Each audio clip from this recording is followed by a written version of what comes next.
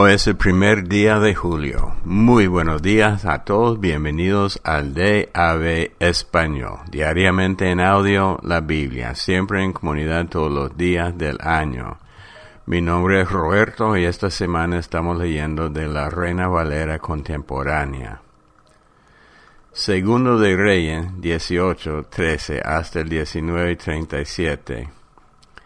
En el año 14 del reinado de Ezequías, el rey Sennacherib de Asiria atacó todas las ciudades fortificadas de Judá y las conquistó. Y el rey Ezequías de Judá envió a decirle al rey de Asiria que estaba en Laquis: «He pecado, aléjate de mí, y yo haré todo lo que me impongas». El rey de Asiria impuso al rey Ezequías de Judá un tributo de 9,900 kilos de plata y 990 kilos de oro. Y Ezequías entregó toda la plata que había en el templo del Señor y en los tesoros del palacio real. Además removió el oro de las puertas y quiciales del templo del Señor, que el mismo rey Ezequías había recubierto de oro, y se lo entregó al rey de Asiria. Después, el rey de Asiria envió desde Laquis un gran ejército contra el rey Ezequías. Venía comandado por el Tartán, el Rabsaris y el Rabsaces, y estos vinieron y atacaron a Jerusalén. Cuando llegaron, acamparon junto al acueducto del estanque de arriba, en dirección al campo del lavador. Allí llamaron al rey, pero salieron a hablar con ellos el mayordomo Eliaquín, hijo de Hilcías, el escriba Sebna, y el canciller Joás, hijo de Asaph. Y el Rabsaces les dijo: «Vayan y díganle a Ezequías que así dice el gran rey de Asiria: ¿qué base tienes para estar tan confiado?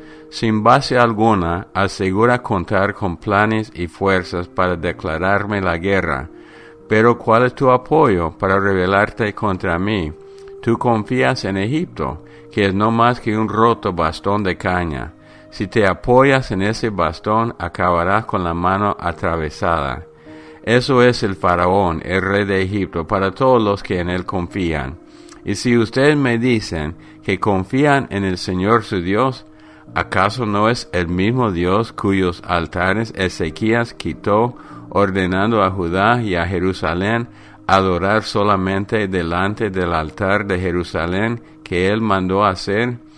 Ezequías, yo te sugiero que le des rehenes a mi señor, el rey de Asiria, que ha dicho: yo te haré 2,000 caballos si tú tienes otros tantos jinetes para que los monten.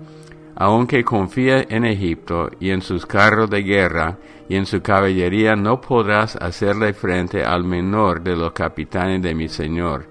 ¿Acaso crees que he venido aquí sin que el Señor me haya ordenado destruirlo? El Señor me ha dicho: ataca a ese país y destrúyelo». Eliaquín, hijo de Hilcías, y Sebna y Joás le dijeron a Rabsaces: «Por favor, háblanos en arameo, que nosotros lo entendemos. No nos hables en la lengua de Judá, que el pueblo está sobre la muralla, te va a escuchar». Pero el Rabsaces les contestó: «¿Y acaso mi señor me ha enviado a decirles esto a ustedes y a su amo, y no a la gente que está sobre la muralla, expuestos como están a comerse lo mismo que ustedes su propio excremento y a beberse su propia orina?»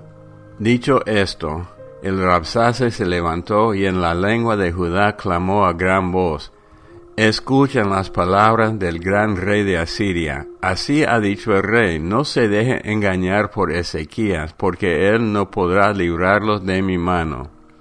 No dejen que Ezequías los haga confiar en el Señor, aunque les asegure que el Señor los salvará y que esta ciudad no será entregada en mis manos. No le hagan caso. Así dice el rey de Asiria: hagan las paces conmigo y salgan a mi encuentro. Coma cada uno de ustedes sus uvas y sus higos. Beba cada uno de ustedes el agua de su pozo. hasta que yo venga y los lleve a una tierra como la de ustedes, donde hay trigo y vino, pan y viñas, oliva, aceite y miel. Así no morirán, sino que seguirán con vida. No le hagan caso a Ezequías, que los engaña cuando le dice que el Señor los librará. ¿Acaso alguno de los dioses de las otras naciones ha librado a su tierra de mis manos? ¿Dónde están los dioses de Hamat y Arfad? ¿Dónde están los dioses de Sepharraim, Ena y Gibá? ¿Acaso esos dioses pudieron librar a Samaria de mi mano? ¿Qué Dios de todos los dioses de estas tierras ha librado de mi poder a su país, para que el Señor libre de mi mano a Jerusalén? Pero el pueblo guardó silencio y no respondió nada, porque el rey había dado órdenes de no responderle. Luego el mayordomo Eliaquín, hijo de Hilcías, el escriba Sebna y el canciller Joás, hijo de Asaf, fueron a ver a Ezequías, y con sus vestiduras rasgadas repitieron lo dicho por el Rabsaces. Capítulo 19. Cuando el rey Ezequías oyó esto, se rasgó las vestiduras y se vistió de cilicio, y entró en el templo del Señor. Luego envió vestido de cilicio al mayordomo Eliaquín, al escriba Sebna y a los ancianos de los sacerdotes con el profeta Isaías, hijo de Amós, para que le dijeran: Así ha dicho Ezequías: este es un día de angustia, de reprensión y de blasfemia, pues los hijos están a punto de nacer y la parturienta ya no tiene fuerzas. Tal vez el Señor tu Dios habrá oído todo lo que ha dicho el Rabsaces, a quien su señor, el rey de Asiria, ha enviado para blasfemar al Dios viviente y para ofenderlo con sus palabras, las cuales el Señor tu Dios habrá oído. Por lo tanto, eleva una oración por el remanente que aún queda. Los siervos del rey Ezequías fueron a hablar con Isaías, y éste les respondió: Vayan y digan al rey que así ha dicho el Señor: no tengas temor por las palabras que has oído, con las que me han blasfemado los siervos del rey de Asiria. Yo voy a poner un espíritu en él y lo hará oír rumores, y volverá a su tierra, y en su tierra haré que caiga a filo de espada. El Rabsaces oyó decir que el rey de Asiria se había ido a Laquis, y cuando volvió a donde éste había estado, lo halló combatiendo contra Libna. Como también oyó decir que el rey Tiracá de Etiopía había salido a combatirlo, volvió y envió embajadores a que le dijeran a Ezequías: no te dejes engañar por el Dios en quien tú confías, y que dice que Jerusalén no será entregada en manos del rey de Asiria. Tú ya debes saber lo que los reyes de Asiria han hecho con todas las naciones y cómo las han destruido. ¿Acaso crees que tú podrás escapar? ¿Acaso los dioses de las naciones que mis padres destruyeron pudieron librarlas? Me refiero a Gozán, Harán, Resef y a la gente de Edén que estaba en Telasar. ¿Dónde están los reyes de Hamat, Arfad y de las ciudades de Sepharraim, Ena y Gibá? Ezequías tomó las cartas de manos de los embajadores y después de leerlas subió al templo del Señor y extendiéndolas delante del Señor oró en su presencia. Dijo: Señor y Dios de Israel, que habitas entre los querubines, solo tú eres el Dios de todos los reinos de la tierra. Tú hiciste el cielo y la tierra. Inclina, Señor, tu oído y escucha. Abre, Señor, tus ojos y mira. Oye las palabras de Sanaquerib, que ha mandado blasfemarte a ti, el Dios viviente. Es verdad, Señor, que los reyes de Asiria han destruido naciones y países, y que han lanzado al fuego a sus dioses. Pero es que ellos no eran dioses, sino hechura humana de madera y de piedra. Por eso los destruyeron. Pero ahora, Señor y Dios nuestro, sálvanos de su poder. Yo te lo ruego, para que todos los reinos de la tierra sepan que solo tú, Señor, eres Dios. Entonces Isaías, hijo de Amós, mandó decir a Ezequías: Así ha dicho el Señor Dios de Israel: he escuchado lo que me has pedido acerca de Sennacherib, el rey de Asiria, y esto es lo que el Señor ha dicho acerca de él. La virginal hija de Sión te menosprecia y te escarnece. Detrás de ti mueve su cabeza la hija de Jerusalén. ¿A quién has vituperado y blasfemado? ¿Contra quién has alzado la voz y levantado en alto tus ojos? Contra el Santo de Israel. Por medio de tus mensajeros has vituperado al Señor al decir: con la multitud de mis carros he subido a las alturas de los montes y a lo más inaccesible del Líbano para cortar sus altos cedros y sus mejores cipreses. Me he alojado en sus lugares más remotos, en el bosque de sus más fértiles campos. He cavado pozos y bebido aguas ajenas. Con las plantas de mis pies he dejado secos todos los ríos de Egipto. ¿Nunca has oído decir que hace ya mucho tiempo yo lo hice y que desde tiempos pasados lo tengo planeado? Ahora lo he realizado, y tú causarás mucha desolación y reducirás las ciudades fortificadas a montones de escombros. Sus habitantes impotentes se acobardaron y quedaron confundidos. Parecían hierba del campo, verdes hortalizas, paja en los techos, seca antes de tiempo. Yo te conozco muy bien, sé cuándo entras y cuándo sales, y también sé cuánto ruges contra mí. Y porque me has desafiado y porque me he enterado de tu arrogancia, voy a ponerte un gancho en la trompa y un freno en el hocico, y te haré volver por donde viniste. A ti, Ezequías, te doy esta señal. Este año y el siguiente comerán ustedes lo que crezca por sí mismo, pero el tercer año podrán sembrar y cegar, y plantar viñas, y comerán lo que ellas produzcan. Y los sobrevivientes de Judá volverán a echar raíces y tendrán muchos hijos. Porque en Jerusalén y en el monte de Sión quedará un remanente que se salvará. Esto lo haré yo, el Señor, por mi gran amor. Por tanto, así dice el Señor acerca del rey de Asiria: no entrará en esta ciudad, no lanzará ninguna flecha contra ella, ni se enfrentará a ella con escudos, ni levantará contra ella terraplenes. Por el mismo camino que vino volverá y no entrará en esta ciudad. Palabra del Señor. Por mí mismo y por mi siervo David, yo ampararé a esta ciudad y la salvaré. Y sucedió que esa misma noche el ángel del Señor salió y mató a 185,000 hombres en el campamento de los asirios. Por la mañana, cuando se levantaron, se encontraron con que por todas partes había cadáveres. Entonces el rey Sennacherib de Asiria se fue de regreso a Nínive y nunca más volvió.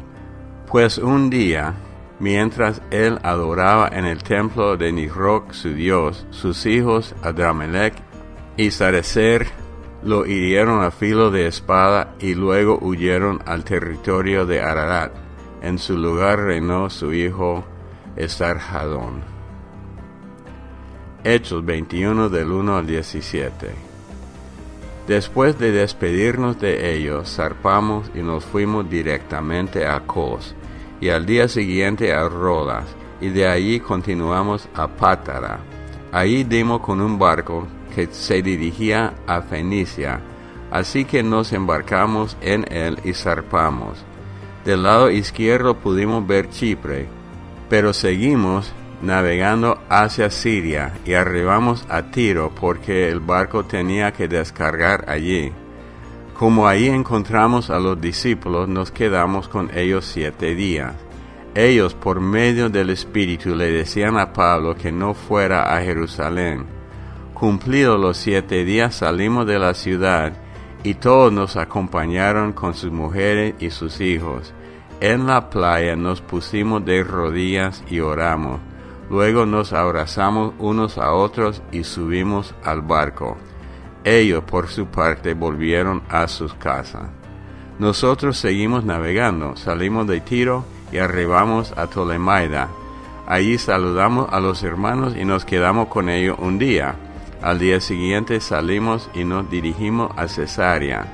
Allí nos hospedamos en casa de Felipe el Evangelista, que era uno de los 7 y que tenía 4 hijas doncellas que profetizaban.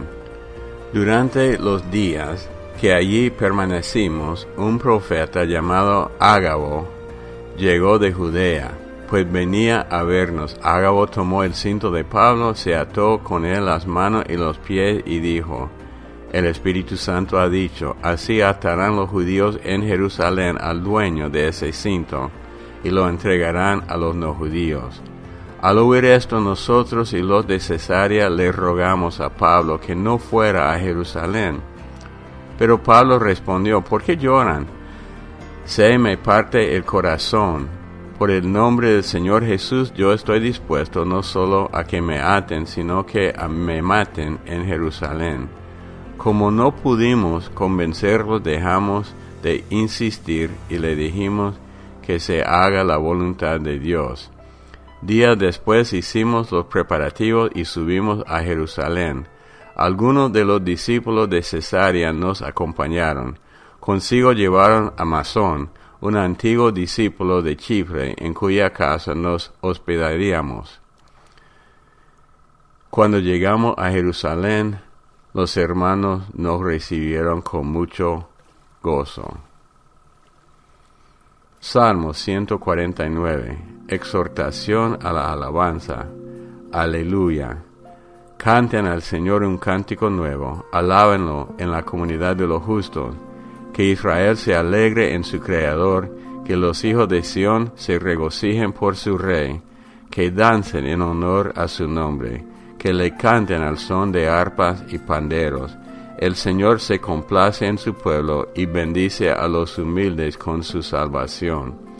Que se alegren sus fieles por su triunfo, que salten de alegría allí en su lecho, que exalten a Dios a voz en cuello, mientras agitan en sus manos las espadas, que se vengan de todas las naciones, que castiguen a todos los pueblos, que sujeten a sus reyes con grilletes y a su jefe con cadena de hierro, que ejecuten en ellos la sentencia escrita. Esto será motivo de alegría para los fieles. Aleluya. Proverbios 18:8. Los chismes empalagan, pero calan hasta lo más profundo. Bueno, ya seguimos. Mañana vamos a hablar más de Pablo en su viaje a Jerusalén. Una cosa interesante,